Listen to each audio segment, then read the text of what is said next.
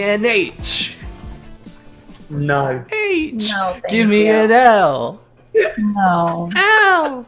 Give me a T. T. Is that supposed to be my B. voice? B. It's both of your voices. What's Why that is it spell? so high-pitched? HLTB, as in How Long to Beat Podcast.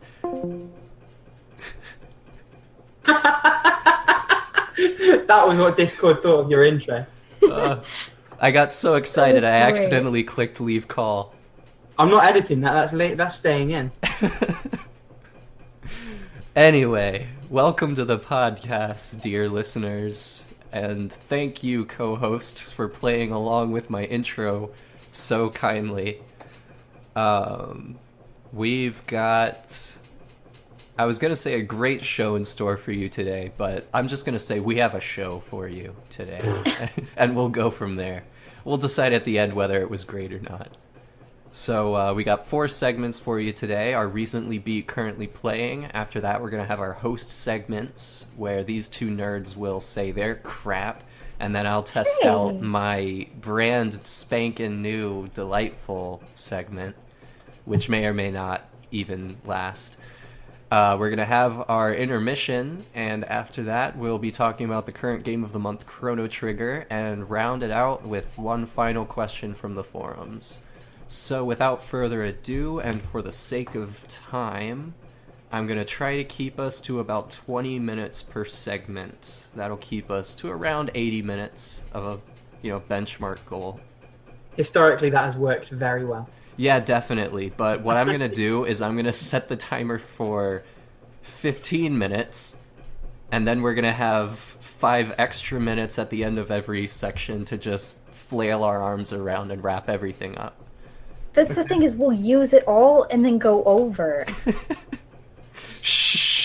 Yeah. Talk about the time that Evanescence ate Gordon Ramsay's fish or some shit. That will only make sense if you listen to last episode. And only... It doesn't even make sense then. Yeah, Smash only Mouth, very Scary. Yeah, I gotcha. I was on board. Anyway, the 15 minutes has started. Recently beat, currently playing. Who's going first? Rick, I nominate you. Okay, I was going to say I started last time and I'll let someone else, but I will go for it. So You're just I the beat 2 first games. person on my screen, so I pinpointed you. Also most important, but we'll leave that to one side. So I've beat 2 games since we last recorded, both ones that I was cracking on with last time.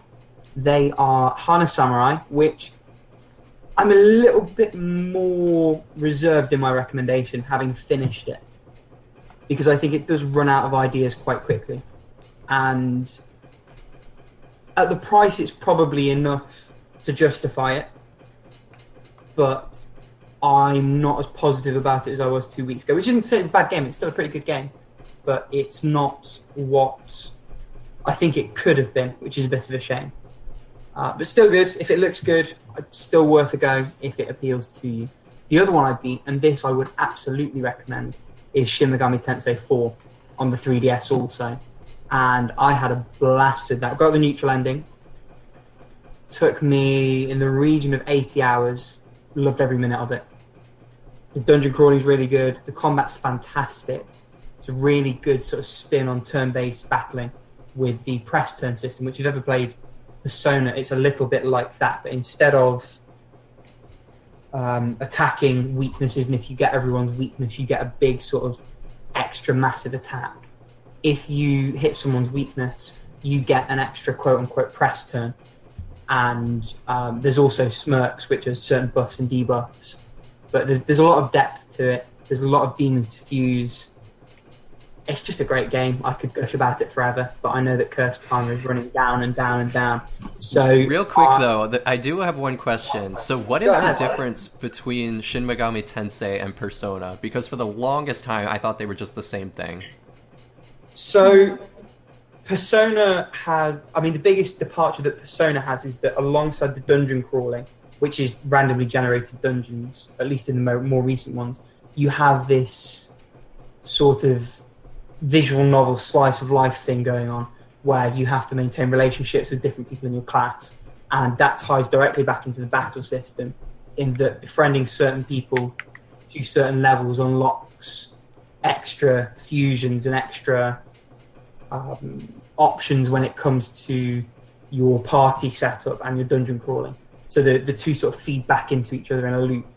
What people tend to like about that, and I definitely liked it about P3P, is that just as you're starting to sort of burn out on the battling, then you've got to go to the park with one of your friends, and the two complement each other in that way. Shin Megami Tensei 4 is a straight-up RPG. So it's sort of a quasi-open world. You can walk around in segments, a little bit like Monster Hunter, and the rest of the world navigation is done by menus. But other than that, it's all combat, all side quests. Obviously, there are conversations you can have with NPCs, but they're not nearly as fleshed out as they are in Persona. Weirdly enough, though, I think 4 is more accessible than the Persona games, because my experience, and I don't know about you, Toast, with the Persona games, is that it takes a good 5 or 10 hours to get into them. Especially you're learning all the systems, you're juggling. They have very slow starts anyway.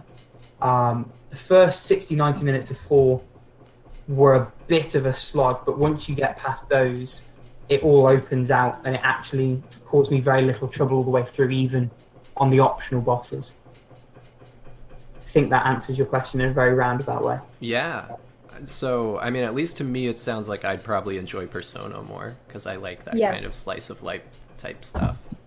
Most people do, yeah.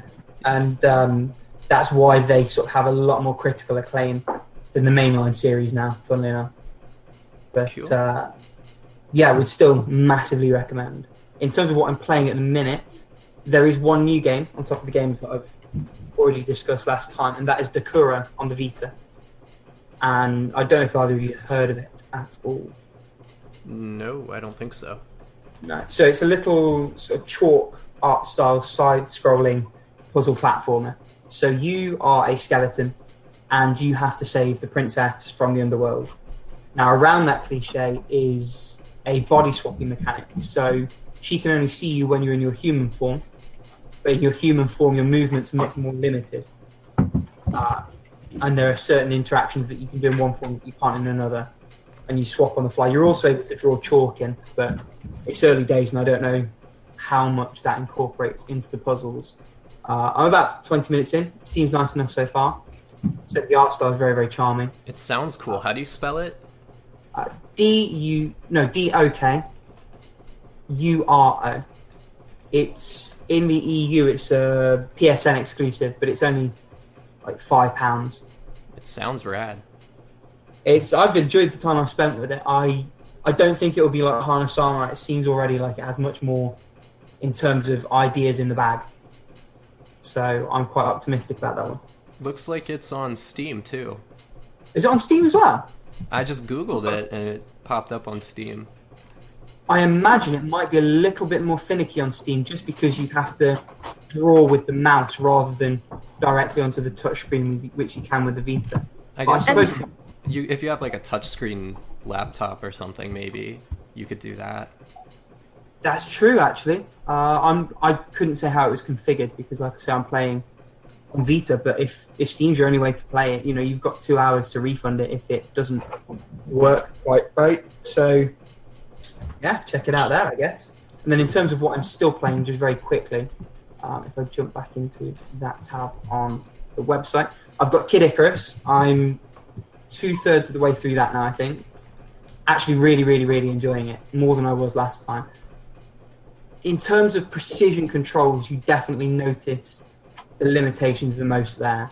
But in every other respect, in humour, in the gameplay, in the variety of the gameplay, and in all the customization and options and things you have, that it really is stellar. And just for my own curiosity, I took it for one of the levels out of the little stand it comes with and played just holding the 3DS, and I can confirm that it is playable like that. You don't need to be sort of bound to the little stand on the table. And then Portal 2, I'm a couple of hours into that. The humour's ramping up, the game's ramping up. It's Portal, it's great. And Resident Evil Revelations is still on the go, but I haven't actually touched it in a couple of weeks, which I blame mainly on Portal, but I am planning to come back and finish that one. But yeah, that's me. I played 5 more minutes of Phoenix Wright as well. 5 whole minutes. So tell me, have you finished the first case? What is wrong with you? So much to do and not nearly enough time to do it in is the problem with it. You're not even past the tutorial on it. No, I'm not. Don't shame me. So I bet you're just dying to know what's gonna happen to poor Larry Butts, who's been up on the witness stand for a month now. He's getting a bit weak at the knees. Starting to fatigue. Almost ready just to go to jail, just to be over with it. He can wait. He'll be alright. Alright. Anything else to add? No, I don't think so. Okay. I guess I can go next. I had this pulled up. Where did I put it? So recently beat, surprisingly, there was only one game that I completed within these past 2 weeks, and it was Bayonetta 2 for the Nintendo Switch. Ooh. Okay. And I mean, it's Bayonetta. It's just a platinum action hack and slash beat 'em up, whatever you want to call it, game. And it's good. It's good. It's stylish. It's styling. It's profiling.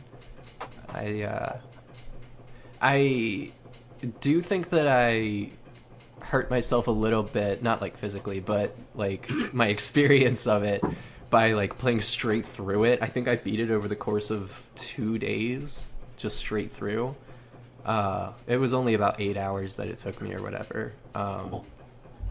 And I kind of wish that I had prolonged it out a little further than I did, because, I mean, the levels themselves, playing them, the variety of the gameplay is really awesome. The story is not so awesome.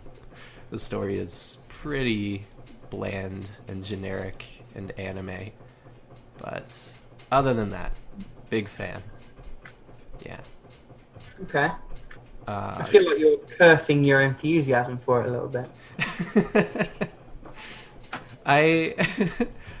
No, I loved it. I really did. I thought it was super dynamic, and I thought that the balance of the gameplay was just incredible. I don't know how they did it to such a level that you can feel like you're achieving something even when you're kind of underachieving the whole time.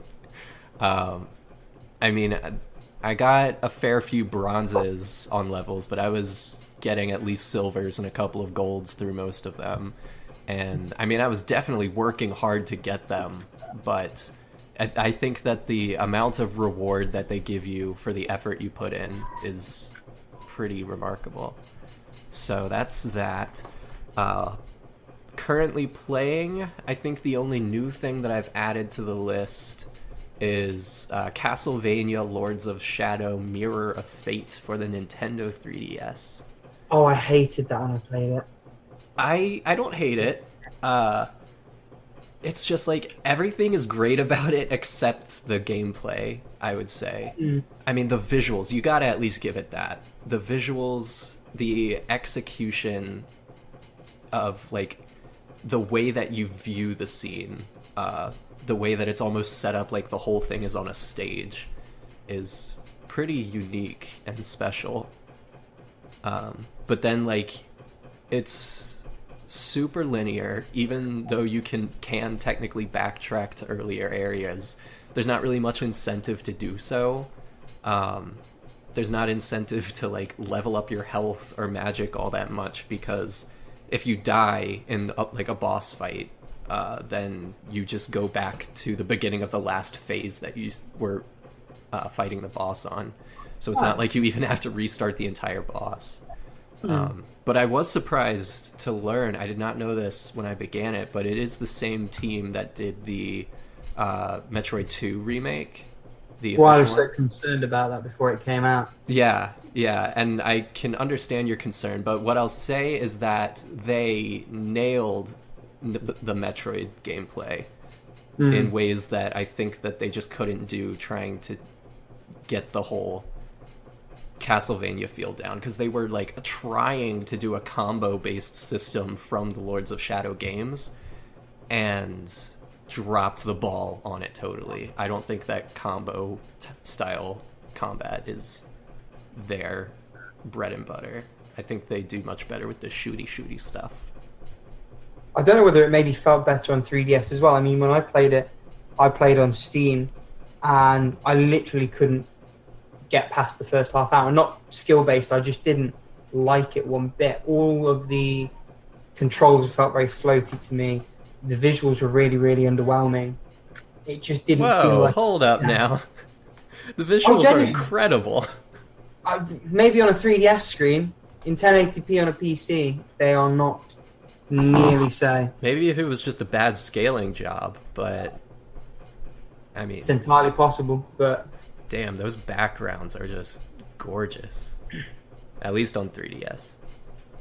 So when it came time for the Metroid port, and I saw their name, I just sort of died a little bit inside. But fortunately, I think they learned a lot of lessons from that, and it all came good. But it is still that weird kind of like half linear, half not sort of gameplay, but I mean, I think that they give you better incentives in Metroid 2 than they do in Mirror of Fate. Anyway, I'll move on from that because I've talked about it for a long time. Everything else that I'm currently playing is stuff that I've been currently playing. I haven't touched Final Fantasy VI in a long time. I haven't touched Shadows of Valentia in a while. Nor Breath of the Wild, which is still sitting in my playing folder, even though I haven't touched it in months.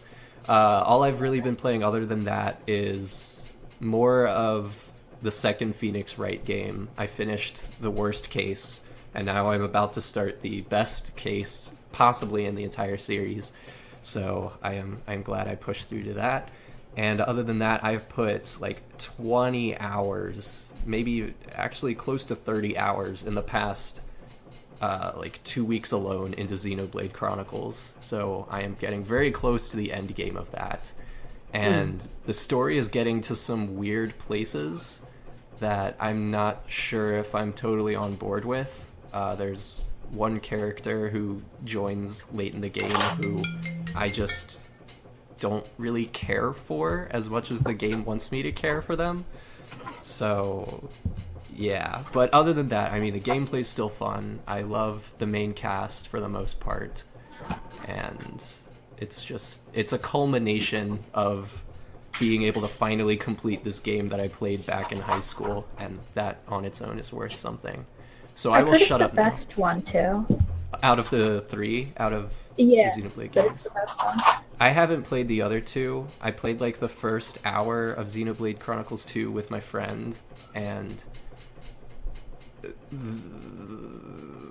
it's weird. I mean, the gameplay and the music are incredible. The world design was exceptional from what I saw. The voice acting is god-awful. And it just kind of has a weird look to it. Not even to mention the way massive boobies and stuff. It does seem like such a sea change from the first game to the second in terms of characterization. Because it was so great in the first game, so I don't know if it's the same in America, but the English dub has a lot of regional English accents. And so you have like random Welsh NPCs and people who sound distinctly British in so many beautiful, wacky ways. And they look not photorealistic, but believably realistic. And then you look at screenshots for 2, and it's just like generic anime. Pretty much, yeah. Like, and I mean, damn. They still have those like English dialectian characters and stuff, but most of them just don't know how to act. I mean, there's like an anime cat girl who is one of your sidekicks early on, and her voice acting is one of the worst things I've heard in my life. That bad? There's just no emotion behind it, and not even like in a like I'm a cold, emotionless character, but that's my character, so I'm going to, emphasize that. No, it's just the voice actor sounds bored reading the lines, basically. You could always choose to listen to it in Japanese. Did they give those Options? I don't know if they gave it on the like. I don't know if they gave those options, but you could always find a way to implement it. On Or Switch? mute the voice acting. Maybe Like, they might. I think it might be a download pack. Maybe Oh, maybe. I hope I don't have to pay for it, but some of them you do, and it's ridiculous. That is and it ridiculous. Makes me angry. Like Yeah. Danganronpa on the PS4, you have to pay for the Japanese voices. Wait, really? For the newest one, for V3, For you have to V3, pay for okay. Yeah, and it really ticks me off. And That's which is annoying. I why I didn't know bought the that. Vita version. That's not okay to do. I know the that thing on is, the no one. one buys it, they won't keep doing it. I know that at least on the 1.2 reload, where it's Danganronpa 1 and 2 on PS4, that one at least has the Japanese voices that you can toggle on and off. But that is very frustrating about V3. So now that we have talked about Danganronpa once again on this podcast, Toast, go ahead. Okay. I'm a little bit less enthusiastic about it. Well, I'm Don't just trying to sound think, so much like you hate video games. I just have a life, peasants. You saying I don't? I don't know. Okay, so I finished Kira Kira. Hey. And yeah, so that one took forever for me to finish. And it's not because it wasn't good, and it's not because it wasn't like... It just like, you kind of burn out with that one because... You know, like after you graduate high school, and you're going to meet up with friends from high school, and you haven't seen them in years, and it's that kind of feeling. Kira Kira does it really, really well. But you kind of like burn out on that feeling because it just like makes you really bummed out. Oh, okay.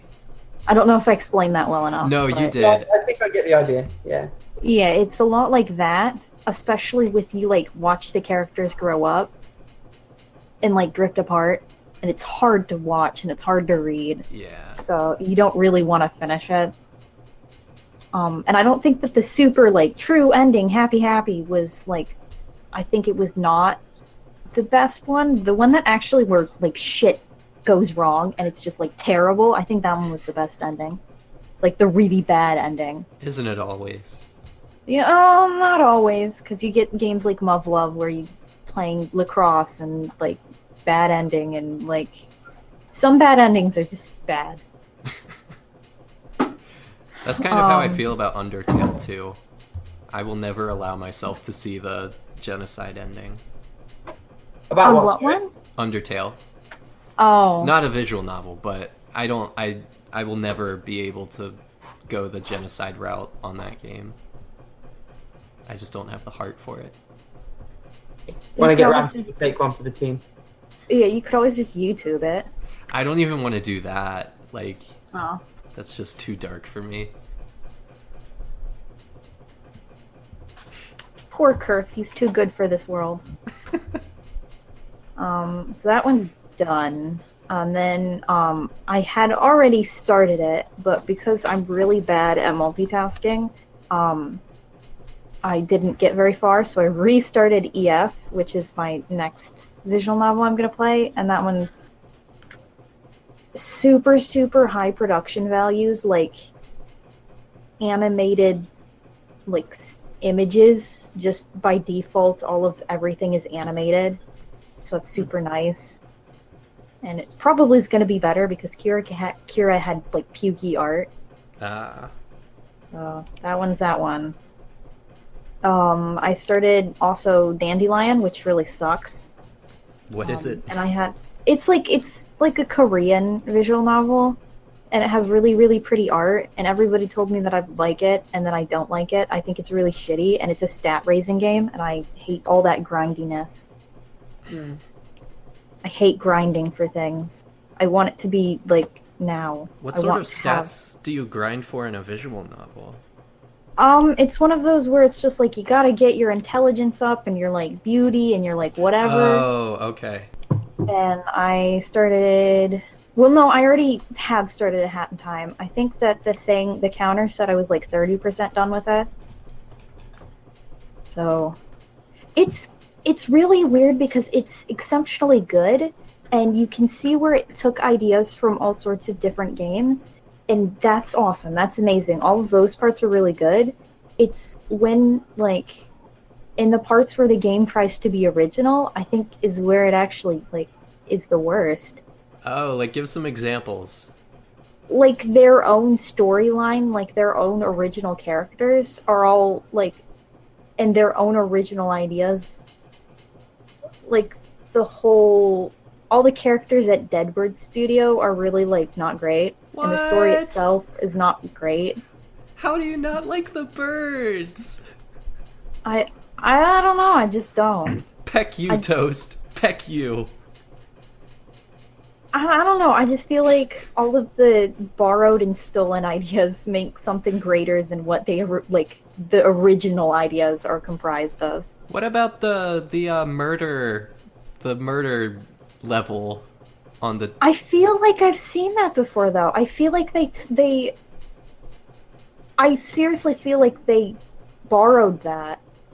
Maybe they did. I don't know. But it's a great level. There are hardly any things that I feel like they were original. But the thing is, I'm not saying that it's bad, because it makes for a really, really great game that you just have nostalgia for and you don't know why. Plus, you were saying whenever they tried their own stuff, it was awful anyway, so... Yeah, so they might as just well steal everything. Which is pretty much what they did. Have you gotten to the big soul-stealing guy? Yeah, he was interesting, but I feel like his sprite, like his design was from something. It kind of has like an Okage shadow. Yeah, it totally sort of look to does. it. And there's like another Mario character where it reminds me of that too. Maybe like one of the Paper Mario games or something. Yeah. But I mean, like, I don't know. I love I'm the not saying original it's bad. I characters. love the game. But I love the birds. I hate the birds. I hate their accents and I hate everything about them. Man, I had like such a hard time even choosing between them when you get to that point in the game, when you have to like pick one over the other. when you have to peck one over the other. Okay, well the character design on like the Scottish bird is better, but his accent makes me want to like I hate it. I hate it so much. So obviously I'm gonna go with the penguin. I picked the Scottish one. He's a lot cuter looking because he looks like some like yellow big bird monster, but I just hate him. I hate him so much. All right, well, to each their own wrong opinions. And then I'm also playing Chrono Trigger, and that's all I'm playing. Best game. But we'll cut to that. We'll get to that. I like it as well, but I haven't played it in a long time. All right. Whereabouts are you? How far have you got to? Millennium Fair? No, Okay. you're still there. I have no time to play it. So how about we just go ahead and talk about that now? We'll switch out host segments in Sure. Chrono Trigger. Yeah, that's fair. All right, so Millennium Fair, huh? What have you been doing in the Millennium Fair? I mean, I know there are things to do, like the what are those like mini games that do? I have played all of 30 minutes of the game, and most of it was spent in the forest outside of town, reacquainting myself with what is their fighting system. Which, that combat system is one of the best going. It is, but it takes some getting used to. That's because fair. you assume that it's paused, and it is not paused. Like, well, I actually did get past Millennium Fair, but I forgot to save the whole way there, and so I set down my game to get myself a drink, forgetting that by pause, they mean not pause. And I came back to, like, me at the start of the game again. I was like, this is great. Oh dear. No. It's... I think Millennium Fair and what happens immediately after it, I think it's hard to look at it now and appreciate how much of a game changer that was in terms of... I'm trying to think how to say this without being too spoilery. There are innocuous things that do or don't happen while you're in Millennium Fair that have real consequences just in the next area afterwards in the game. and they're things that you wouldn't even think about doing in RPGs, things you wouldn't have thought of whatsoever. And the game makes you think about them, and it sort of points a finger at you, says, "Look what you're doing, you disgraceful piece of shit." And that really got me at the time. I mean, I played it sort of in my early teens when it came out on the DS the first time, and I think I was just about at a point where I could still appreciate it. So I think the story actually, and this is sort of besides me because I'm normally one where the gameplay comes first and foremost, but I think Chrono Trigger has one of the best stories around. I think it does sort of a traditional tale, but without hitting any of those cliches and while really fleshing out its characters. See, that was where like I was a little bit disappointed, and like I feel bad using the word disappointed for it because I wasn't disappointed, but it didn't live up to the expectations I had of it. I had heard so much about the great story it has, and I'll give that it has some phenomenal story beats. And I'd heard about all of like the great characters, and I'll also admit that each of the individual characters has, you know, a great arc that I really enjoyed following. I think where I was a little bit let down is that there wasn't as much of a dynamic among the whole group, especially once you start to unlock the final few party members who only have a couple of scenes to really interact with the whole team before the game's over. So, again, not saying that it was bad in any way, it just wasn't what I was expecting when I had heard such high praise for it. That's probably also a concession to the multiple endings as well, because depending on which paths you go down, different things happen. And especially back in, God, what was that, 1990, 91, 92, whenever it was first released, I can't imagine them having the same space for dialogue and for everything that a game like Mass Effect would. I might be misremembering this, but wasn't Chrono's name shortened from Chrono with a H to without purely so that it would fit on the SNES cartridge? I feel like I read that somewhere. That would make sense to me.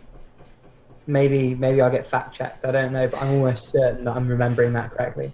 And I also feel like if you didn't, like, I'm not saying get good scrub, but I'm saying if you didn't give yourself time to finish more than one ending, I don't think that that's an accurate representation of what the game has to offer. That's probably fair, yeah. I mean, I guess I didn't do many endings. I mean, I got the bad ending, which is obviously really easy to get. You just go to the boss and you die. Yeah. And then I think I got the, like, best ending because I did all of the character side stories. But I mean, I don't know, it's weird because I don't think it's also necessarily fair to hold someone to the standard that, like, if you don't get every ending of a game, then you're not going to be able to fairly judge it on the same criteria as somebody who did get every ending in the game. No, I'm not saying that. I'm just saying that if I know someone didn't like the game and finished only one ending, that might be why they didn't like it. Versus, you know, if they liked it and only finished one ending, I'd be like, okay, awesome. You know, there's more to the game. It's just like, it's an indicator as to why they might not have liked it. Yeah, and again, I can't state enough times that I did like the game. I really enjoyed it. Oh, yeah, yeah. But yeah, I don't know. Maybe, Rick, maybe you can convince me some more. What, that the story's good? Well, no, I do think the story is good. And I think that the whole idea of being able to get multiple endings just on where you approach the final boss at any given point in the story. I mean, the fact that you can literally fight him after the first major story beat is pretty crazy, and get an ending right then and there is pretty cool. The game was a pioneer in a lot of ways in terms of that, in terms of the New Game Plus, in terms of the sheer number of endings. I think it was something like 12 in the original release, which was fairly unheard of for that kind of game at that time. Having your battles happen in the same plane as the plane that you move around in, not switching to a different battle view. And the way that it made that work as well, so having enemies just jump out of bushes and their positions when you see them on the map relating to where they come in, obviously that ties in to the battle system in terms of techs.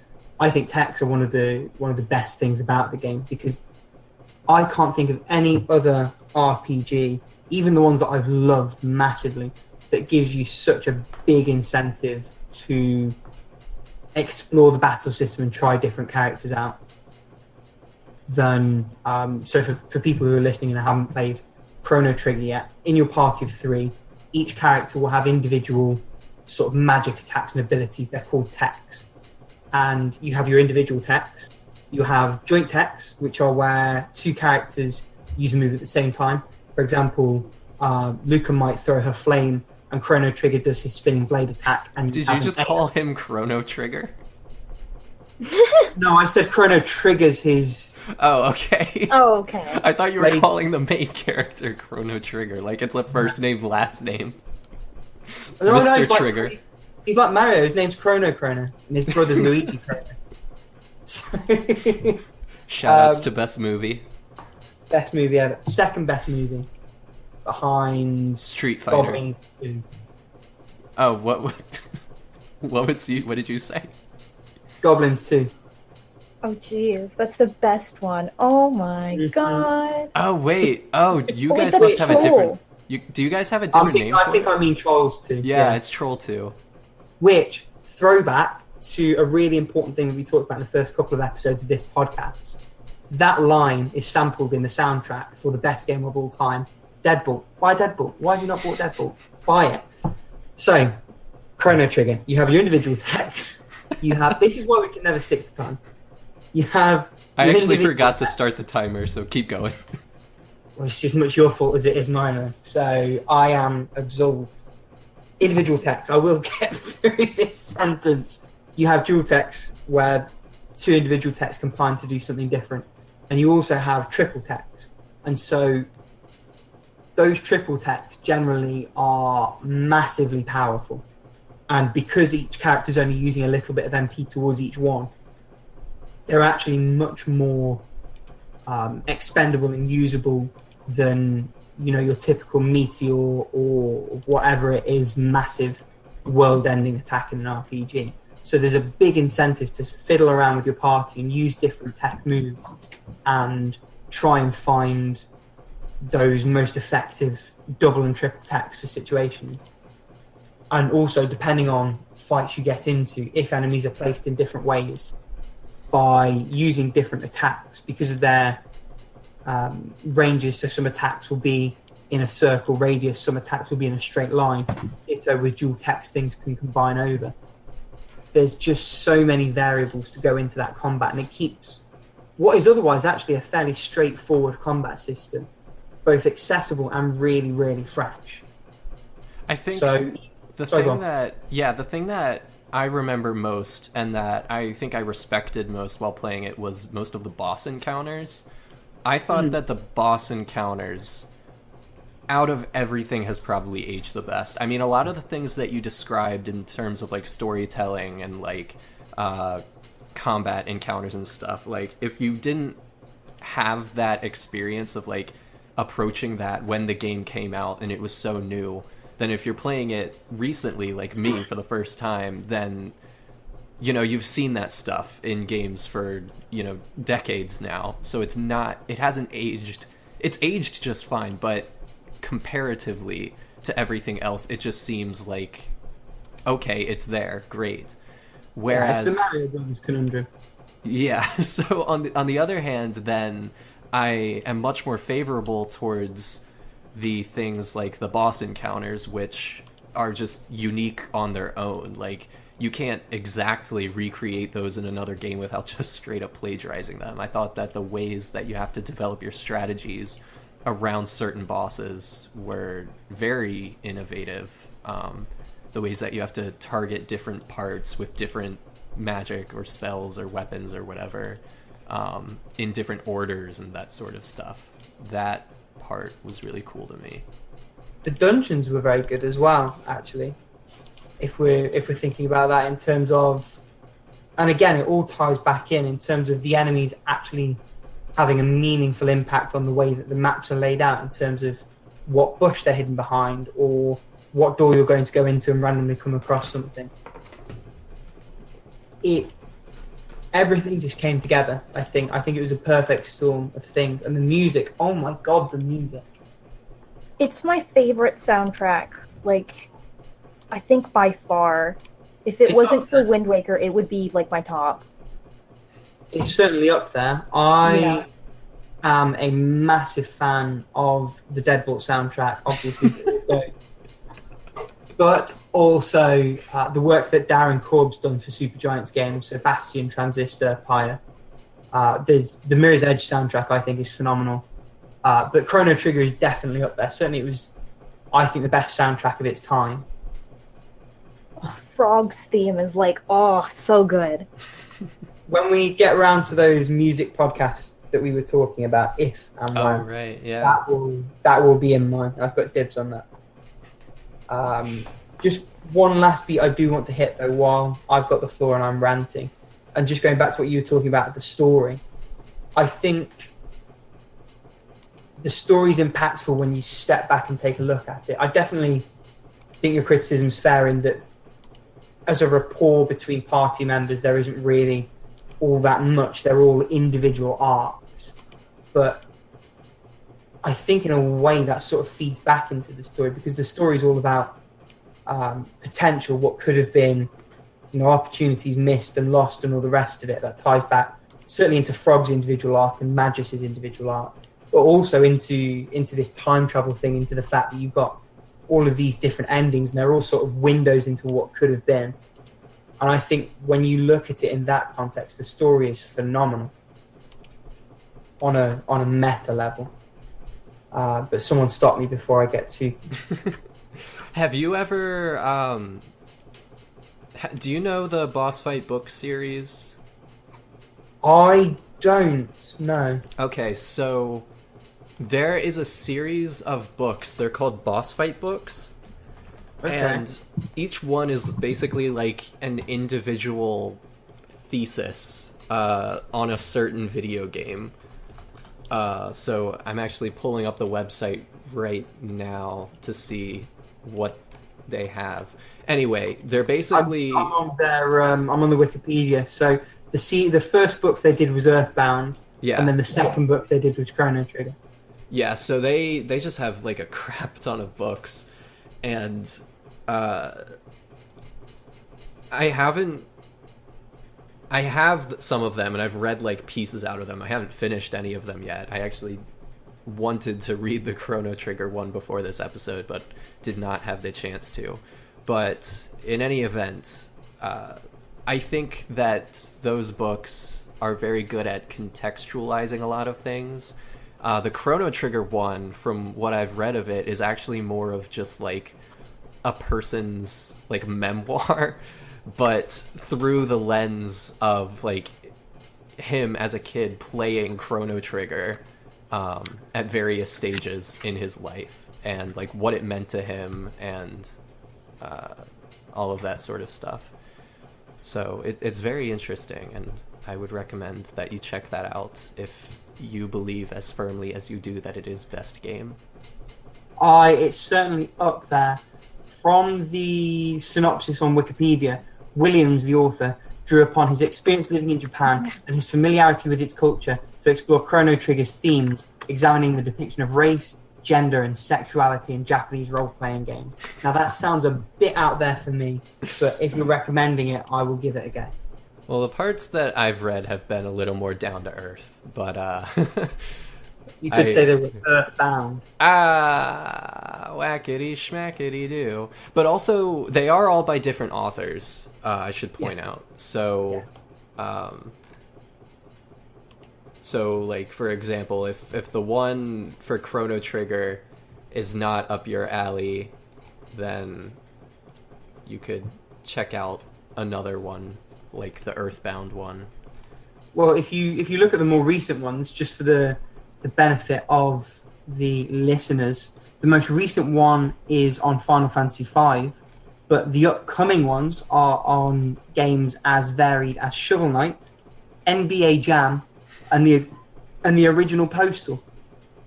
Yeah, no, they have honestly a really diverse selection among them. I'm a big fan of Katamari Damacy being on there. I think that's a really significant game in a lot of ways in its own right. Also, there's probably a lot to cover there. We'll probably have to have an entire episode to talk about Katamari Damacy. And I look forward to it. Oh, hell yeah. Making a note for that. Got the show notes open right now. Have a full Katamari episode. There. Hang on, I've got my own show notes. Be conveniently sick. And we have to all dress up like Prince. Well, because that's going to translate. You guys can dress up as the prince, but I'm going to dress up as the king of all cosmos. Oh my god. Bulge and everything. Oh, why did you have to put it like that? Oh no. You'll have to work on your camera setup as well, because at the moment you have a very tasteful microphone covering what would be your bulge. Well, would I have a bulge coming out of my shirt? Well, if you're going to move the camera, you're going to have to move your whole setup, because at the moment the mic would still be in the way. Oh. This is a conversation I want to be a part of. I looked forward to for 2 weeks. Yes, to this conversation. Episode 10, the bulge episode. So setting my bulge aside, do we have anything else to say about Chrono Trigger? That is the title. Toast, as the one who is currently playing the game, what would you like to say? People who like Game of the Month, why would you vote this game in when none of you are playing it? There are like 3 people playing it. Go ahead and play it. It's not going to hurt you. Oh, I do have something to say. You've reminded me. So, last time it was Bill Gates. Now, I know he was a small fish into comparison to this guy. I know I'm making a bit of a leap. But Deathstroke 458, 7 out of 10. Come on now. No. It's not a 7 out of 10 game. You know that's not true. I think that's the score I gave it. I might, after this conversation, I might boost it up to an 8, but probably no more than that. If you want to be around next episode, you'll boost it up to an 8.5. Absolutely. If the showrunner wants to be around for the next episode of the show. I've taken over editing duties. I can take over the rest of it. You could just cut out every single line that I say. You're expendable, Kerf. That's what I gave it like an 8.5. You can stay. You're okay. Well, because the thing is, I last played it when I was 8, so I was going off of memory from then. You were going up. You ranked every game according to your age.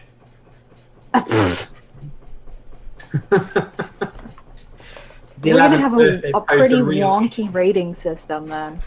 That's why every game I play now is a 23 out of 10. Even those games that you say you regret playing, it's a 23 out of 10. Yep, Shaq Fu, The Legend Reborn, 23 out of 10. Sounds about right. So, actually, looking at what day it is and what date this episode is probably going to go up, I think that we should do what we've been saying we should do for months now, and totally spontaneously come up with our nominations for next Game of the Month. Okay. Let me have a look at what's to be I'll played. probably actually nominate ahead in time. Okay. Since I'm already playing it currently, I probably won't have it finished by the end of the month, and I think it's a game that a lot of people would have a lot to talk about. I would agree with that. And it's not hard to get. It's like $17 currently, and actually it's $12 if you get the Humble Bundle monthly. So it's more than half off. You're making a good case. Now you just gotta convince the people, the plebeians. They can't be reasoned with. They're animals. Those troglodytes. Yeah. Why do we just spend half of our podcast insulting our few listeners? I mean, we spend enough time insulting each other, it wouldn't eat much into it. That's fair. All we do is talk about Danganronpa and then just say angry things about each other. We just have to feed the hate into the world. Something American contemporary politics. Don't even. Yeah, I went there. So, this month, I think I'm going to renominate Stories The Path of Destiny. Alright. That's a good choice, too. Almost everybody has it. Well, exactly. And almost everyone has a PC that can run it because it And doesn't seem that graphically demanding. It got very close to winning last month. Yeah, it did. I voted for it. I did too, yeah. And me. See, I'm backing the winner. That's what's happening. So, I might vote for that, but let's see. What should I actually nominate? It probably would have helped if I looked through my backlog or something. I mean, if you were going to call it out, you probably should have had something in mind. Well, it was totally spontaneous, though. You can't stop me. I'm just too quirky. You just I'm have the to editor, throw man. out the first thing that Yeah, comes to your stuff. mind. Oh, God, but the first thing that comes to my mind is probably going to be awful. What is it? Do it. Do it. Do it. Don't Do think it. about it. Do Just it. say it. Just Don't- say it. Oh, gosh. Well, now that, I can't even think of anything. I can't Just name a do it. single video game right now. Do it. Alright, well, the first thing that comes to mind, if you really want to know, is Bubsy 3D. Oh my god, yes. Yes. Monkey did a video on it the other day. It was great. We all need to play that. I just watched that video before we started recording. I would hate Play Bubsy 3D. As long as no one's expected to beat it, you just have to make a college try of it. Alright, well, I guess that's my nomination for next month. Is Bubsy the Bobcat 3D, winner of the Gold X Award for the PlayStation 1 Entertainment System by Sony Entertainment. Good, It the came bad, out and the good. day one of my friends was born. Didn't it also come out the day Super Mario 64 came out? Or no, Bubsy... No. Didn't Super Mario 64 come before Bubsy? I would hope so. It would have never competed if it came afterwards, so it must have. Yeah, no, Bubsy just ripped it off from what I remember. I have beaten that game before, so... Just why? I don't know. There was a time when I just enjoyed playing bad games because I thought it made me really hipster or No. something. Just makes you dumb. Oh, I grew out of that phase, obviously. I mean, it's not like watching a bad movie where you can still get some entertainment out of well, at least they tried. I mean, when it's a video game with bad mechanics, there's not much you can do to skirt around that. it depends though, because I thought the Emoji Movie would be like that. The Emoji Movie was so bad that it went past so bad it's good and became bad again. But that You know was what? not to show off my punk rock roots too much, but that was just a corporate shill of a movie, just It designed was solely to make 100%. money. I Whereas even watched that super drunk, and it still didn't make it any better. No. If not, it made it worse because I was then irritated. you need to watch the bad movies where the people making them really had a vision of some sort. And those are the sorts of bad movies that the people from Mystery Science Theater 3000 and Riff Tracks riff on. And that's why they're so entertaining. That's why people love The Room and Troll 2 and stuff, is because there was actually a vision behind them. They were just bad visions. The Room is just a great movie. Genuinely. It is a good movie. It is just so fun and so loving and just the best. Mm-mm. Oh, I love The Room. I love that movie. It is I so couldn't finish it. endlessly watchable. To keep it on topic of video games, have either of you ever played the Flash video game of The Room? No, That's- I have not. Yeah. And I need to. Yes, you do. I think it was probably originally on Newgrounds or something, but if you just Google it, The Room game or something, and if you sort past all of the escape room video games, then you will find It's it. called The Room Tribute. It is on Newgrounds. Yep. I am looking at it now. I want to hear. Oh, there. Oh wow! There's like a picture of Tommy Wiseau. Yep. I actually love the theme song for The Room. I thought it was super, super catchy. But how I'm does not even joking. I thought it was good. how does it rank in comparison to all of the smooth R&B that plays during the sex scenes?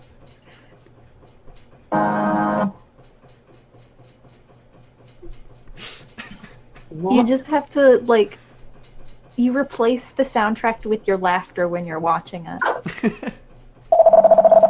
Oh my god! The text box that pops up, he just walks out. He's like, "What a beautiful day!" Oh, So God. The thing Rick is currently playing it. man, I'm coming back to that later. So maybe our intermission music for this episode will be the Room sound, yeah. but it'll be the video game version of it, The 8-bit one. the 8-bit version. Oh. If I can find a download for it, or I guess Rick, that'll be you putting it in. But Giggity. But yeah, I'll see what I can do. radical. All right, so I guess we're done talking about Chrono Trigger. We were done talking about Chrono Trigger 15 minutes ago. So this is where you're going to cut things and put the intermission music in. La di da di You're gonna da. have Bulge bit Pardon? for sure. Don't you What do you mean? Sure? don't you dare cut my bulge out. Oh, Don't you castrate me. no, scalpel. I made it worse. Oh my god. I made it so much worse. Yes, you did. I'll decide whether I want to cut this out later. Maybe not. See, I have the power now. Every podcast we record, I decide if it goes in or not.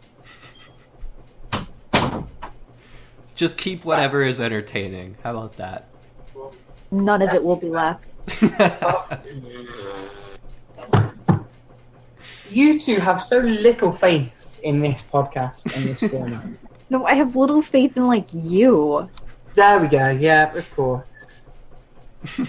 You edit it then. I mean, Alright, so let's move right along and get into our host segments. So I'm gonna be at the vanguard of this one because I am chomping at the bit to start my host segment. I believe the fan-voted result, by which I mean one person voted for it and didn't even vote for it by name, what you mean, Kerf, is there was unanimous fan support for this podcast. Technically, you are 100% true. There is 100% fan support. Unanimous. The fans spoke, and they spoke with a single voice. So, Possibly literally. literally a single voice. So, the one that I'm going with, at least for now, is Grading on a Kerf, in which I will take a video game that is pretty much maligned by a lot of people, and I'll try to argue why maybe it's actually kind of okay. So, I was thinking about this for a while today, and I'm going to give the first honors to one of my beloved video games, Star Fox Adventures. That's not a bad game. It's not a bad game, but It's a bad Star Fox game. Yeah, it should have been something else, but I think that it was one series, like, I think it needed it, kinda.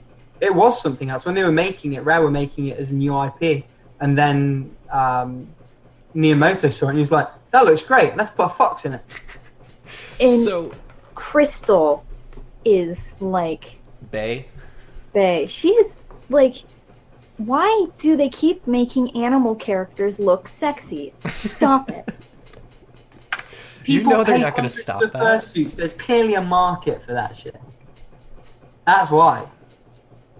I think I saw a meme, like, on Twitter or something the other day, which was, like, there was, like, a question at the top of it that was saying, like, why are all millennials these days socialists and furries? And then they just put a picture of Disney's Robin Hood underneath it, like the fox. Ooh, no. I like So that. anyway, my defense of Star Fox Adventures. Now, to be fair, like, it had a pretty good reception when it was released.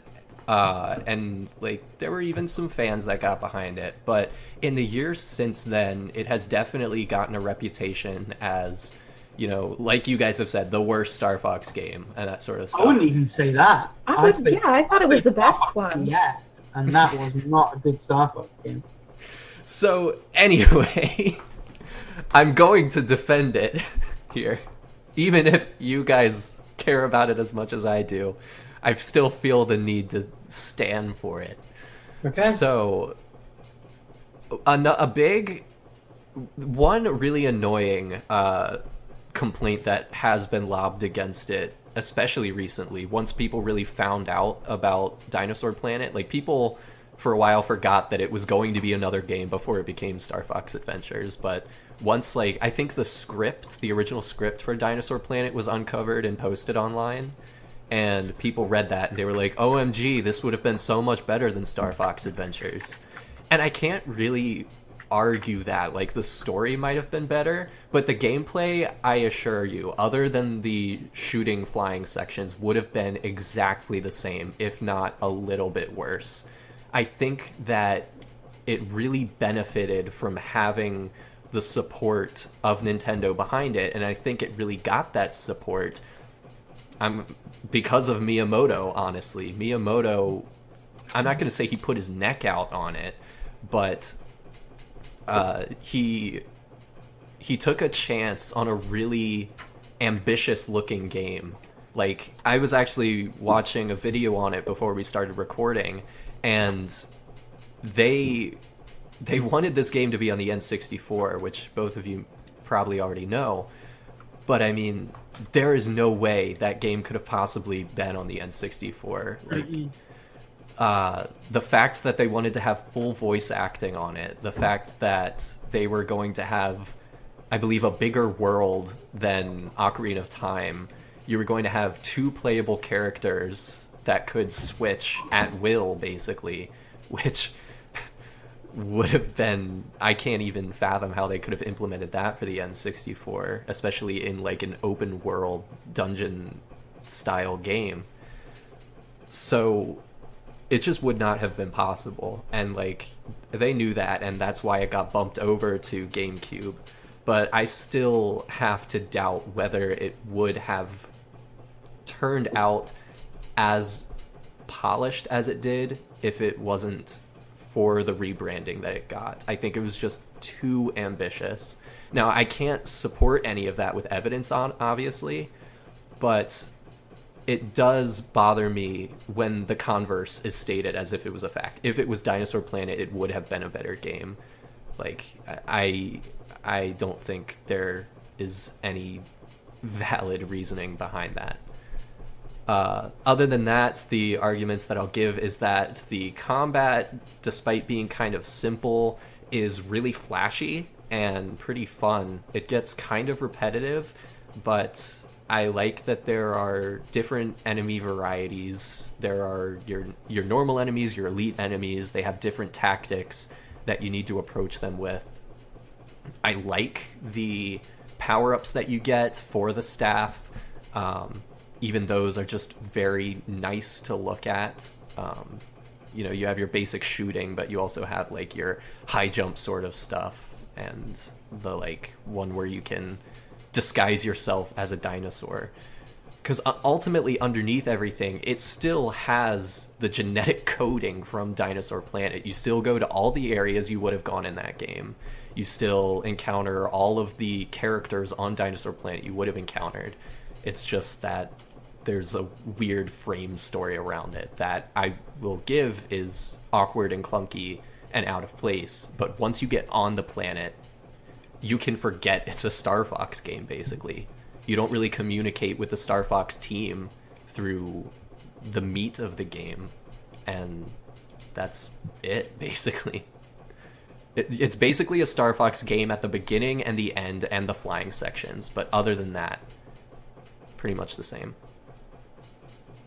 Anyway, that's pretty much all I have to say. Okay, so that's you grading on a curve. Toast, do you want to go? Let's see. What do I have to All recommend? of Vim and Vim and Vigor is what I was looking for. Hey, are you Okay. perk up as soon as you get like a shot at me? Oh, When I it comes guess to a what silly I segment, have no love been whatsoever. doing is I've been testing out various markers, I guess. So, like, for everybody who uses markers, you all should know that Copics are expensive because they're $8 or $9 a marker. So I've been, like, figuring out alternatives. And I guess if you're into that, I have found that Ohua's and Art and Fly brush markers are both considerably cheaper and, in my opinion, just as good. So I guess that's my recommendation. Niche within a niche within a niche. Jesus. I was about to say. But Well, to comment, I don't have anything else to recommend, and it wasn't explicitly video games we had to recommend. no, that's true. That's true. It's But, just versatile, I guess. If Okay. you're into brush markers, Art and Flies and Ahuas are very good. There you go. If, like me, you were left cold by those two host segments, don't worry, because the stalwart recommendations is back, and you lucky sods, it's a triple feature this time. Oh, So- no. Kill What do you yourself, mean, oh please. no? So, I'm going to blast through them. The first one, if you loved Brockhampton's song 1999 Wildfire from last time, they've just literally 4 hours ago dropped a new track called 1998 Truman. And I'm sure that'll be on trending if you're looking for that there. Just as good as the last track I sent your way.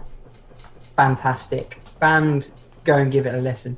Once you finish listening to that, the second recommendation, and I just thought of it when I was talking about Shin Megami Tensei 4 earlier in the episode, one of the overworld tracks for that, simply called Tokyo, is phenomenal. Beautiful piece of music. So go and listen to that. And the final one, and this is the actual game, if you, like me, are desperately waiting for Cyberpunk 2077 to come out, and you need to get that technological fantasy fix, what better than Transistor? Great little cheat game, super giant games, Darren Korb's soundtrack, best guy in the game. Go and give it a play. Toast, you look shell-shocked. Well, no, Transistor's not bad. I would also argue Not bad. it's not bad. I'm not a big fan of, isn't it like, I can't remember what their game company is, but I'm not a huge fan. I feel like they're a little bit overhyped. And I think that's so. Honestly, I kind of feel the same way. And I don't think that that's a bad thing. I think that their art direction is beautiful. And for the most part, I like the music. When I'm actually playing it, I don't think that there's anything like... It's all like it could be replaced by a different gaming experience, and I don't think that I would, like... It's just what it is, I guess. Bastion, I'd agree with you. I think that is quite generic if you strip away the aesthetic, which I think is what you're sort of saying. And I have spent the most time playing Bastion, so maybe you're right. I haven't dedicated the time and effort to some of their other ones like I have for Bastion. So it's the one I'm most familiar with, and it feels different for me. Like, I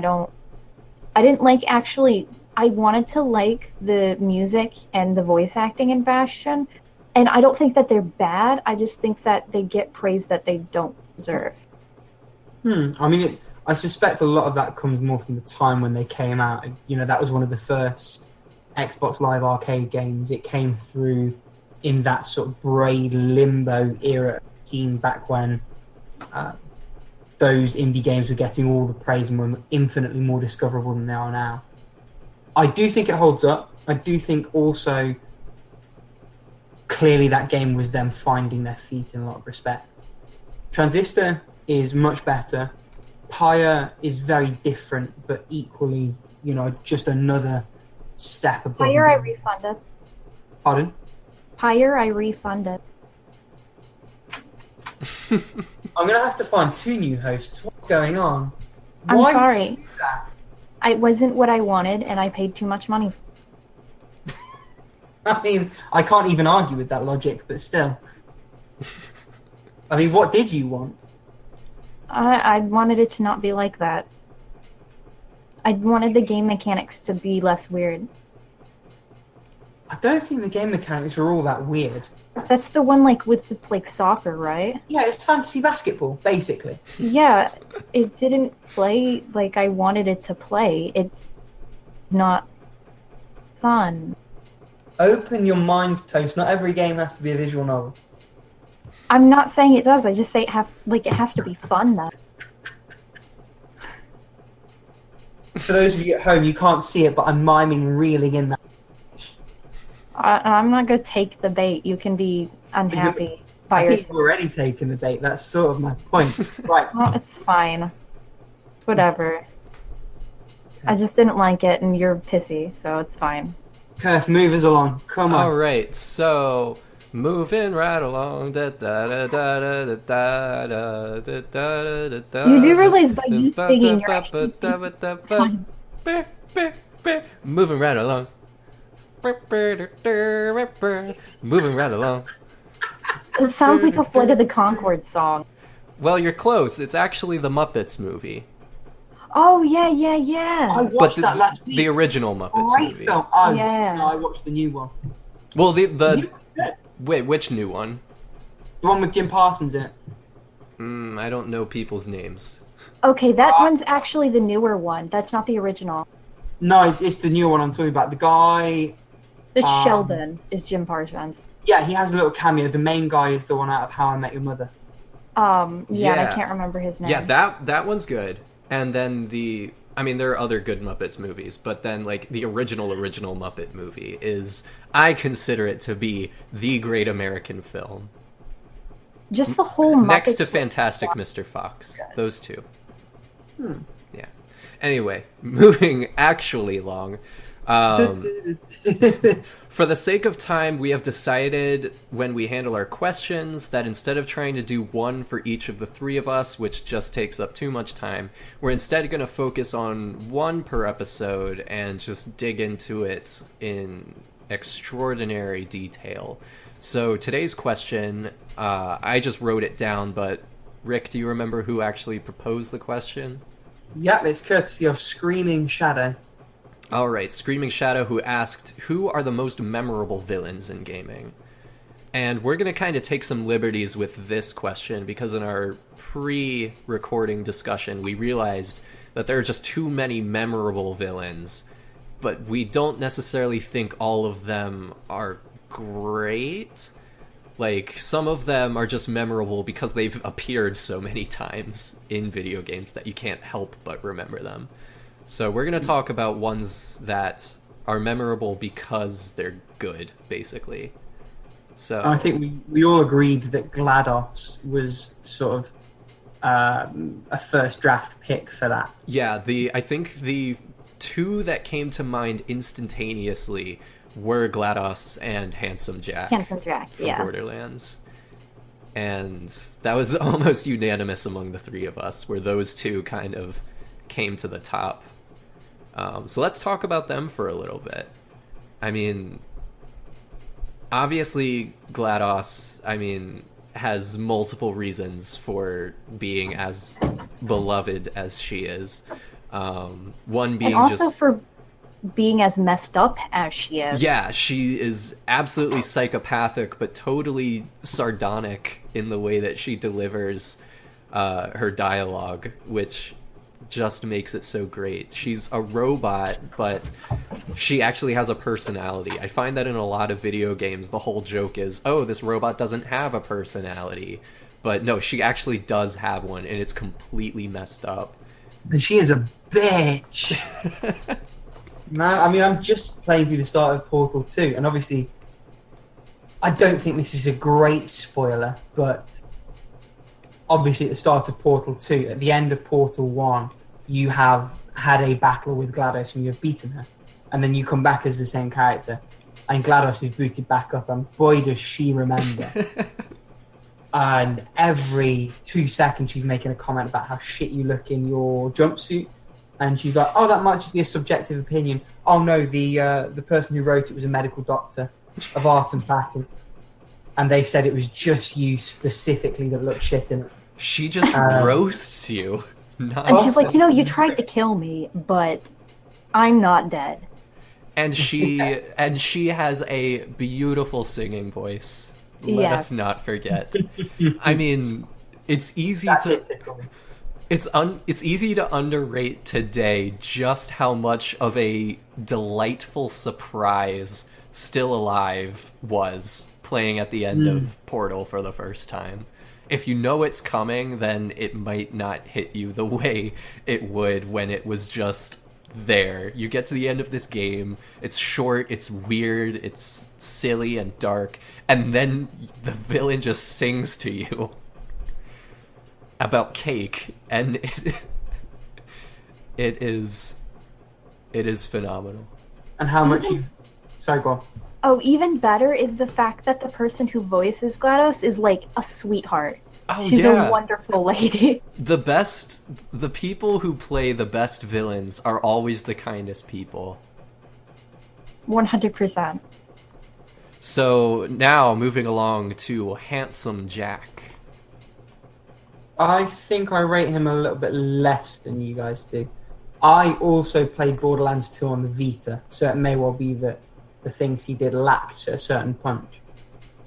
But I thought he was distinctly okay. He felt like a bit of a Joker rip-off to me, sort of. Oh my god, I'm nuts! He does get better if you, even though the pre-sequels was not the best game, his character motivation and his arc in that game was really, really good because you got to play as him.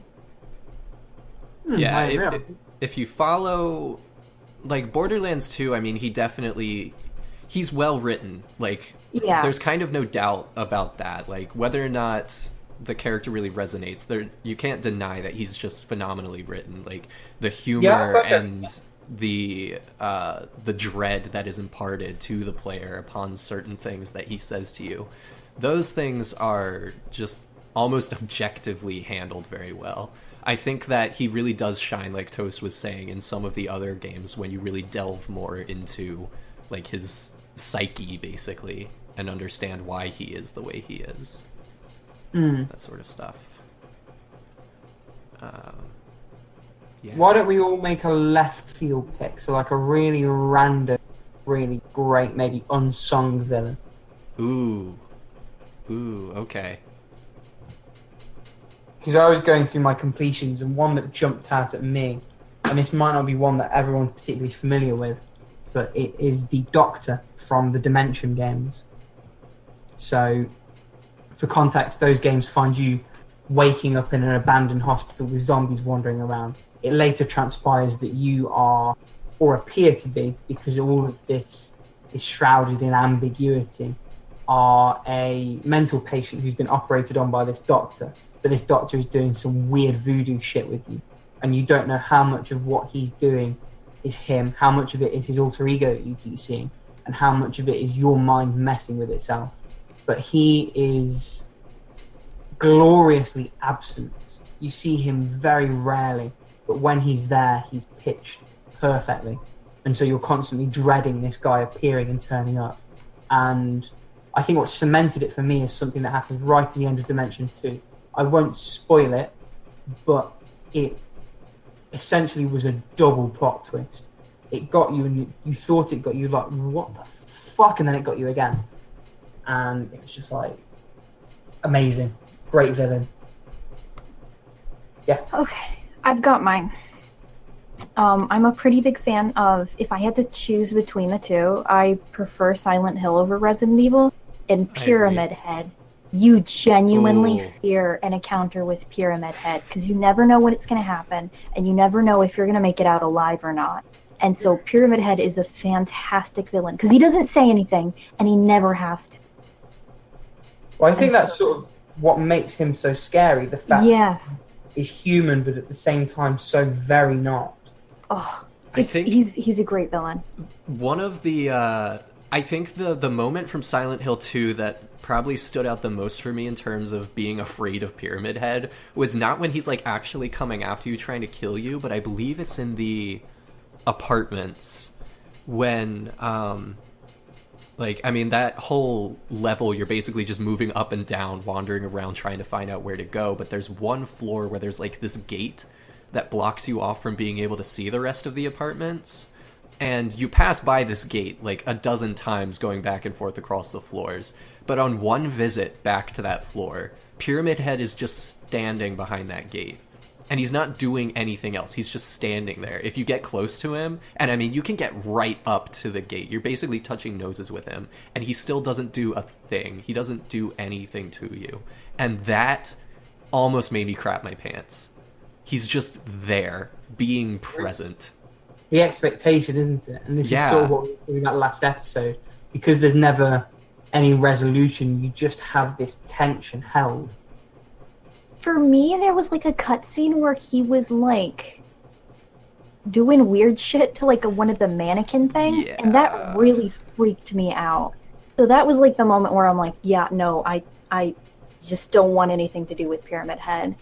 So like, oh my god, like I get the not doing anything, but him doing weirder stuff was like what like freaked me out. Can't deal with that.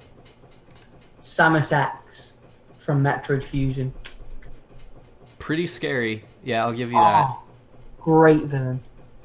And I think it's a Pyramid Head thing again, but in addition to being this thing that looks like you but it isn't, it is also a persistent and ruthless opponent. Whenever it sees you, it comes at you. And obviously there's a redemption arc and the whole thing that happens in what Metroid Fusion calls a story. But right up until the very end of the game, Samus X is one of the few adversaries in a video game that genuinely shit me. I am definitely all for villains that have redemption arcs. So I've got a couple that I just came up with off the top of my head since you mentioned that. One, since I talked about iconoclasts last episode, I'll just bring up there's a villain. Actually, honestly, all the villains in that game are great. I'm particularly a fan of Agent Black, who is kind of like the rival character who you fight multiple times throughout the course of the narrative. And also, what's his name? Chrome, General Chrome, who is like, I don't know, he kind of like really instigates much of the end game sort of stuff. And what I love about Chrome as a character is that he is completely driven by,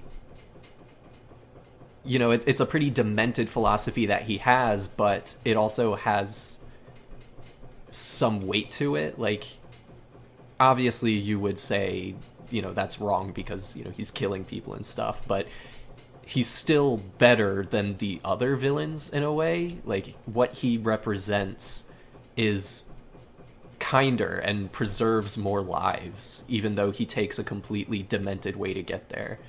And he 100% buys into it. And he's threatening and he's manipulative, and under that he never loses his cool, and that in its own is pretty awesome. And then Black is just pretty much your she's pretty archetypical, I would say, underneath everything. She has her tragic backstory, and that's why she is the way she is, but she's also just incredibly brutal, and you find out some revelations about her towards the end of the game that put everything into a completely new context. The other one I was going to give a shout out to for redemption arcs is Count Bleck from Super Paper Mario, which sounds like a weird choice, but you've got to trust me on this one. Super Paper Mario has an incredible story, one that is genuinely heartbreaking, and you would not expect it for being what it is, but I think people should give that game more of a chance than they did back then. one more that jumps to my mind is Chairman Drek from Ratchet and Clank. Oh yeah, yeah, What a great little villain. yeah, totally. See, Seriously. I can't really even call much to mind of his like personality or anything at the moment, but maybe that's just He me. was the perfect capitalistic parody, which is said as someone who has no issue with capitalism whatsoever, but his whole shtick was, our world is dying, so we're just going to fucking take yours, because we can, and because we've got dollar. And so And the they thing is- randomly... Go on. Oh, he was done so well that people kept ripping off that villain to put him on other things. Like Ukulele ripped him off for capital B, like capital B. Legit. He was done so well, Chairman Drax. Arguably better than the main characters in that game, and that was probably the game they were Yeah. best characterized in. But nailed it. And I enjoyed it even more, sort of seeing the way he goes out at the end of that. Because the first time I played Ratchet and Clank, I never beat it. I got stuck at the final boss for time, and then I came back to the remakes on Vita, and I breezed through it. I think it was my third attempt. And it's just like, wow, I was not good at games when I was. But That's the way it works, yeah. that is the way it works. But yeah, I'm trying to think if there's anyone else that I desperately don't want to miss mentioning. I have a couple more shout outs. Yeah, go ahead. So obviously I can't not bring up Metal Gear Solid. There are some absolutely amazing villains within that series. You can silence your mouth forever. So I mean, in the first game, you've got Sniper Wolf, who is, I mean, that scene will never not break my heart, because partially because of Otacon's character development, but partially just because of the conversation that occurs as a result of it. Liquid Snake, I could leave or take him, but Revolver Ocelot, just Ocelot in general throughout the entire series, probably stands out the most. Who he is as a character, his motivations, which it takes like literally 4 games to even comprehend, which is, I'll grant, excessive, but it pays off so very well. When you get to the final scenes, the final battles of Metal Gear Solid 4, and you realize just how contextualized everything from the past 4 games is, few things have changed me like that in a video game, just transformationally. Other characters worth mentioning: the boss, obviously, from Metal Gear Solid 3, her motivations, and all of that. The end, also from Metal Gear Solid 3. Vamp from Metal Gear Solid 2 is definitely memorable, if nothing else. Hang on. Sorry, do you finish with Metal Gear? I think I'm done with Metal Gear. How have we not mentioned Akuma and the Ultimate Despair? Well, I was kind of waiting. Oh my gosh, I How did forgot. that Yeah, happen? Monokuma. Yeah. I was going Come to on. bring it up if nobody else did, but I was waiting.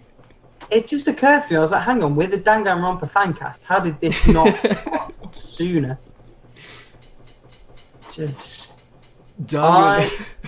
I like Ultimate Despair much more than I do Monokuma. Really? Monokuma gives me the feeling of a MacGuffin a lot of the time. And I just feel a little bit confused by him, whereas the Ultimate Despair is single-minded and scarily capable. I'm not sure if you're using the term MacGuffin right. I might not be. I sort of think I am. I feel like a lot of the time he's just there to say the right thing to make them think and act in the right way to advance the story. So maybe That's- MacGuffin by proxy is a bit more apt. Yeah. I feel like he's more relatable though than the Ultimate Despair is, because I just feel like he says things in a way that you can actually start to buy into what he's believing, because he's Yeah. not it's just he does it a little bit better than that other person does. I mean, I think you're not supposed to buy into the Ultimate Despair's way of looking at things. Yeah, I know. That's the point of it. Why Monokuma works is because you can almost him. Yeah, I get that. That's fair. I just love how much of a little shit Monokuma is. Yes. And like, yeah, he's my favorite. The fact that he'll just show up anywhere and just say the most inappropriate things no matter what is going on. And the Monokuma theaters in the cases and between days and stuff that just have absolutely nothing to do with anything that's going on. Sometimes they hit a little close to home. Yeah, like they get weirdly relatable. Like times. Especially the ones about people who are talented and not talented. That one was like, ugh. Because you try to fight against what he's saying, but sometimes it's hard. Yeah. And I think that is also part of the genius of the character, is because so much of it will just be absolute nonsense, and then he'll say something that is like weirdly profound, and then instantly follow it up by like saying a meme, basically. Yeah. Just spouting off crap. Yeah. And I'll say this. Virtue's Last Reward, the second game in the Zero Escape series, they totally ripped off Monokuma with the villain in that game. Totally ripped off Monokuma. Which was a real shame, because I think they actually did themselves a disservice. I think Zero's a great villain. I would actually say that they ripped off Jigsaw more than they ripped off Monokuma for that game. It's probably a bit of an amalgam, in fairness. Yeah. Yeah. He definitely has, like... He's creepier than Monokuma, for sure. So more on Jigsaw on that end. But he also, I mean, he has the whole cartoon voice and says the sorts of inappropriate things. So he is kind of a blend. Mm. Oh, there's one I was going to mention. While you're thinking about that, I'm also just going to shout out the Ace Attorney series, which not all of the villains are great, but I'll just mention a few. If we're just talking about prosecutors, obviously Miles Edgeworth is probably the best character in the entire series. Franziska von Karma and Godot from the third game are also very, very great characters. Not really villains, I guess you could say. And I'm not going to spoil villains, but I'll just say what cases they're related with. The villain from the first Ace Attorney game, the fourth case, is great. The villain from the fifth added case is also great. Within the second game, the villain of the fourth case, and to a lesser extent from the second case. The villain from the final case in the third game, Trials and Tribulations, gets a shout out. But I think that the best villain probably in the entire series is actually from the Japan-only release of Miles Edgeworth Investigations 2. The mastermind of that entire game is probably, next to Edgeworth, one of the best characters in that entire series. So, again, I'm going to recommend everybody pick up that fan translation and play through it, because it is a top-tier game with top-tier writing and top-tier villains. I think those are all my villains. I'm villained out. Villained out. I had one, and it's annoying me that it popped straight back out of my head. But I suppose you could say they can't be that memorable if that is the case. Yeah, I said it. I went there. I'm happy to call it there. Okay. Toast, do you have... like Everdread, even though he's not like a real villain. I always like the fact that he started off... Yeah, he gets a redemption arc. Yeah, I always liked Everdread quite a bit. See, the problem there is I was thinking about our Lord and Saviour Everdread, creator of HLTV. Oh, no, yeah, he's the best villain. What did he do? The ultimate antagonist. He's playing the long game. Do we want to open it up right at the end here to just generally memorable villains? Maybe not the greatest, but ones that we just know. We don't even have to explain why. Just list them off, basically. I don't think there's any need. I think everybody just knows. Yeah, probably true. All right, cool. If we've forgotten anyone, let us know at the forums or on our Twitter. Please do, and thank you for reminding me, Rick. Yeah, finger guns all the way. So, as Rick was saying, we are sort of accessible via the internet. You can always send us a message on Discord, or on How Long to Beat itself, or on Twitter at HLTB Podcast. I will also make sure, as was mentioned on the forums, to put a link to our Twitter in the show notes so that people can more easily access that. We should probably get the Discord invite out as well. Say that again? Discord. What about it? We should probably put an invite link in the show notes. Yeah, that's probably a good idea. So again, I'm Kerf Murph on Discord. Ultimate Zombie Toast is Ultimate Zombie Toast on Discord. Rick, again, has decided for unfathomable reasons to go by Brother Hammer.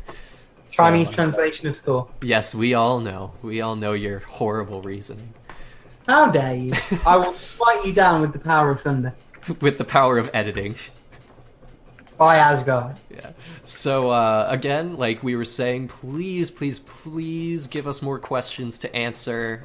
We are quickly running out of those, so maybe we can bump that thread so it can be more visible for people. Please interact with us. Please. We're kind of just talking into a void if nobody gives us any feedback or criticisms or compliments. We really want to know if you guys are enjoying these, if there's anything we can do to make them more enjoyable. If you like the segments, we're doing great. If you don't like the segments we're doing, we'll take any suggestions about anything else we can do. Really, we want this to be a podcast for the benefit of the community, and we want it to be something you all can enjoy. So, have I missed anything? Guest hosting. So, nobody reached out to us. Which may be a factor of the last episode was only uploaded a couple of days before this episode, the last episode went up. Wait, I'm getting lost in my own words. It has been featured, so we're keeping on top of it really well so far. So, again, if you want to be on an episode, we would love to have you. All you need is a microphone and working internet connection and Discord, and that is it. If you want to be on here, it's very low-key. We'll probably do a short interview with you just to ask you about your gaming habits and whatnot.